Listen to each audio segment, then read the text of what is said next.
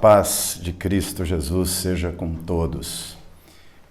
Estamos num momento tão precioso de celebração, de canções, de louvores, de adoração ao nosso Deus.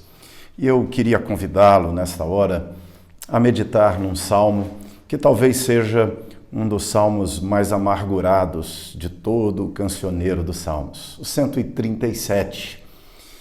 Esse salmo fala de um momento em que os adoradores entendem que é difícil adorar, que é difícil louvar, que é, para a cabeça de alguns, até impossível elevar a Deus uma adoração naquela circunstância que eles estão vivendo. O Salmo 137 diz assim: às margens dos rios de Babilônia, nós nos assentávamos e chorávamos, lembrando-nos de Sião.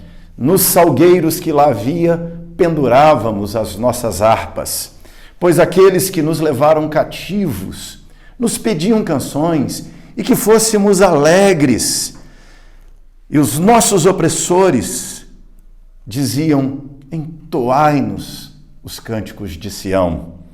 Como, porém, haveríamos de entoar o cântico do Senhor em terra estranha? Se eu de ti me esquecer, ó Jerusalém, que se resseque a minha mão direita. Apegue-se minha língua ao paladar, se não me lembrar de ti, se não preferir eu Jerusalém à minha maior alegria. Contra os filhos de Edom, lembra-te, Senhor, no dia de Jerusalém, pois diziam: arrasai-a, arrasai-a até os fundamentos. Filha de Babilônia, que hás de ser destruída, feliz aquele que te der o pago do mal que nos fizeste. Feliz aquele que pegar os teus filhos e esmagá-los contra a pedra. Este é um salmo que reflete para nós uma realidade da vida, do dia a dia, da história, de um dia após o outro, e a realidade de que a vida às vezes traz dias difíceis. A vida, às vezes, traz circunstâncias tremendamente complicadas. E nestas circunstâncias adversas, complicadas, problemáticas da vida, algumas vezes somos tentados a pendurar a arca. O Salmo começa dizendo que lá, às margens dos rios de Babilônia, eles penduravam as harpas nos salgueiros que haviam ali. Eles estão vivendo no cativeiro babilônico, estão aprisionados, a terra deles foi arrasada, a grande cidade, a gloriosa Jerusalém destruída, o templo destruído, agora eles são prisioneiros em uma terra estranha, eles têm problemas econômicos, eles têm problemas sociais seríssimos, eles têm um problema de serem agora um povo subjugado, e a tristeza domina o coração dessas pessoas, a angústia enche a alma dessas pessoas, subverte as alegrias dentro do coração deles. Não é fácil adorar Deus no dia a dia, mas preste atenção, a adoração para o cristão verdadeiro não é uma programação. A adoração para o verdadeiro adorador é um estilo de vida, não importando as circunstâncias. É um estilo de vida. A adoração faz parte do acordar, a adoração faz parte do deitar, a adoração faz parte do comer, do trabalhar, do descansar. A adoração é parte de tudo o que faço, porque ela é parte de tudo que eu sou. Aqui no Salmo, nós vemos um grupo de adoradores numa situação complicada e dizendo que decidiram pendurar a harpa. Eu queria dizer para você: não pendure sua harpa. Em nome de Jesus, aconteça o que acontecer, sejam quais forem as circunstâncias que você vive, não pendure a sua harpa. Aqui no texto, nós vamos perceber que essas pessoas foram tomadas de uma atitude de apatia. Eles estão apáticos, assentados, braços cruzados, prostrados, sem força, sem ânimo, sem capacidade de levantar, depressão, ansiedade, desesperança tomando conta do coração, e eles se assentam, estão numa atitude de prostração diante da vida, diante do fato de terem sido atropelados pelas fatalidades, pelas realidades negativas da vida, ou até mesmo pelos próprios erros. Eles sabiam que estavam no cativeiro por causa de seus próprios pecados, era culpa deles, culpa dos ancestrais, mas a atitude deles é de apatia diante dos problemas que estão vivenciando. Mas não somente uma atitude de apatia toma conta deles, também uma atitude de melancolia toma conta do coração deles. O texto diz que eles assentavam e choravam. Eles choravam em Babilônia, eles olhavam para o rio Quebar e choravam diante da cena. Eles estão numa cidade onde não queriam estar, estão diante de um rio que não queriam estar, estão diante de pessoas com as quais não queriam estar, estão vivendo uma circunstância de vida que não queriam estar vivendo, estão diante de realidades que eles não gostariam de vivenciar. Por isso eles choram, por isso eles choram. Talvez você também, me ouvindo, esteja tomado de lágrimas por causa das circunstâncias do teu casamento, da tua finança, por causa da circunstância da tua saúde, por causa do que você vivencia hoje. Você esteja também tomado de uma melancolia, de uma tristeza, de uma angústia. Não sai canção dos teus lábios, saem apenas lágrimas dos teus olhos. Apatia. Não somente a apatia, mas eles estão aqui presos a um saudosismo venenoso, complicado. O texto diz que eles se lembravam de Sião. Lembrar de Sião era lembrar do tempo bom, lembrar das festas, dos cultos, da celebração, da Páscoa, das luas novas, lembrar das festas das trombetas, lembrar da colheita, lembrar dos tempos bons, dos dias bons. Sempre que vivemos dias ruins, nossa mente arremete para os dias bons e nós começamos a cultivar um saudosismo, dizendo que o passado é que era bom, que ontem era melhor do que hoje. O problema disso é que às vezes isso nos impede de enxergar as oportunidades que estão diante de nós no presente, que estão diante de nós na circunstância atual.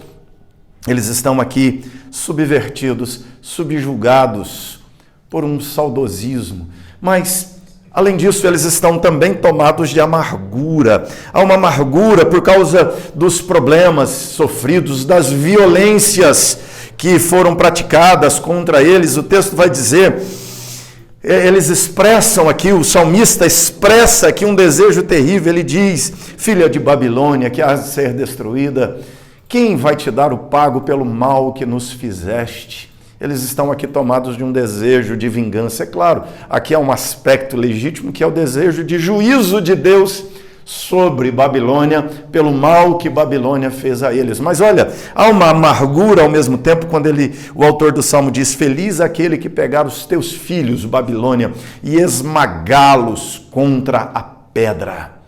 Há uma dor no coração. Essa dor se expressa em forma de palavras azedas, de palavras amargas, de palavras ácidas, de palavras negativas, de palavras pessimistas. Esse sentimento de amargura não permite uma adoração fluir da alma deles, não permite um louvor jorrar de seus lábios, não permite a canção. Eles penduraram a harpa. Eles penduraram a harpa nos salgueiros de Babilônia e não têm forças para cantar, não têm ânimo para cantar, porque eles não enxergam motivos para cantar.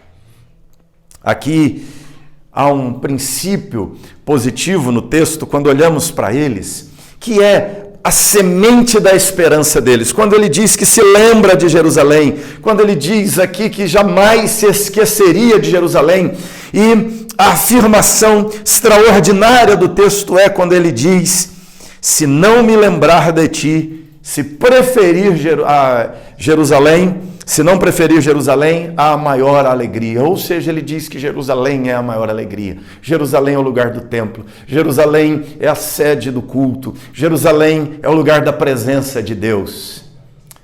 Aqui há uma memória boa do lugar da adoração, da presença de Deus. Momentos assim, dias assim, nós temos que nos lembrar de Sião. Nós temos que nos lembrar de Jerusalém. Quando nos lembramos de Jerusalém, a maior lembrança de um judeu era o templo. A maior lembrança de um judeu eram os momentos bons, os dias bons, as celebrações judaicas, a história da nação judaica. Mas quando esse salmo nos fala de lembrar de Jerusalém, de fazer de Jerusalém nossa maior alegria, nossa alegria não está nas pedras de Jerusalém, no templo erguido em Jerusalém, não está na monarquia constituída em Jerusalém, naquele passado do povo hebreu, não. A nossa maior alegria, de fato, está em Jerusalém, porque foi lá em Jerusalém que Cristo Jesus morreu na cruz por nós. Foi lá em Jerusalém que Deus revelou o seu amor de tal maneira que deu o Filho unigênito para morrer em nosso lugar.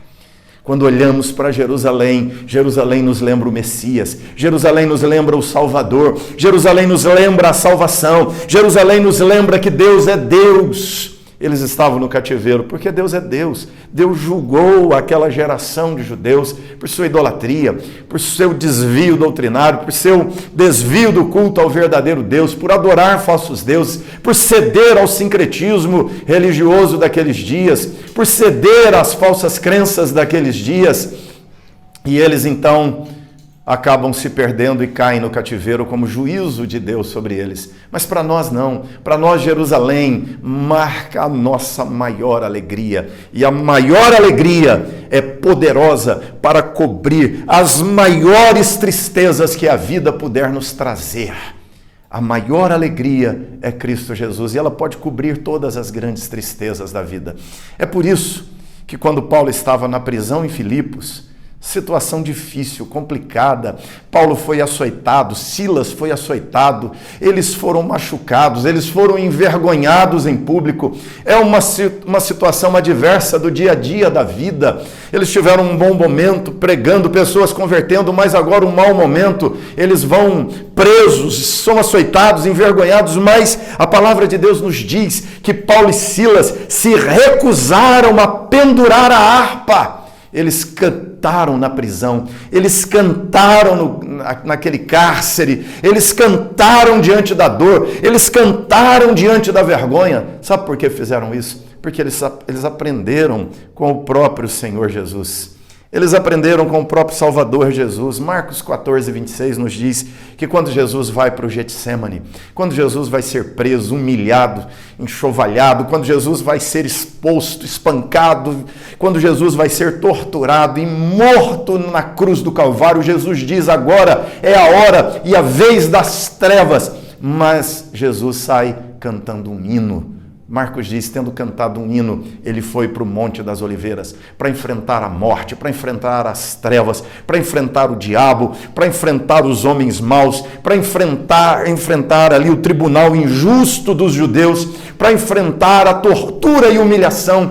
Cristo Jesus sai cantando um hino e enfrenta a morte. Paulo e Silas aprenderam com Cristo Jesus.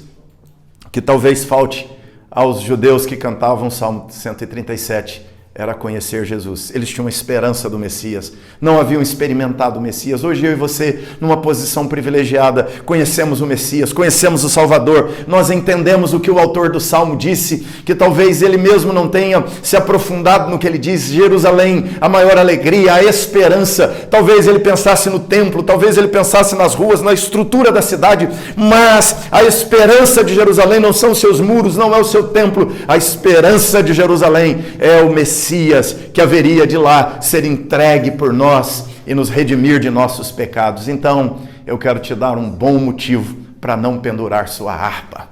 Eu quero te dar um motivo para você não desistir de cantar, para você entoar os cânticos de Sião em terra estranha, em tempo estranho, em circunstâncias estranhas, em circunstâncias adversas. Não pendure sua harpa.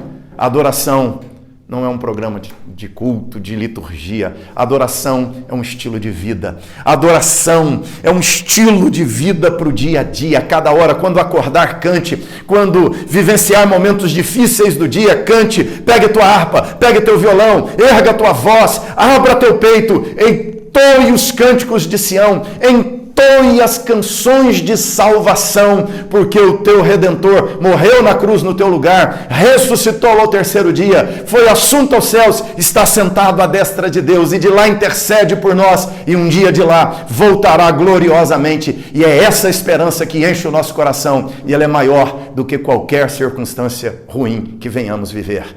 Não pendure sua harpa. Abra a tua voz, erga a tua voz, abra teu peito, abra a tua boca, cante os louvores de Sião, em nome de Jesus. Amém.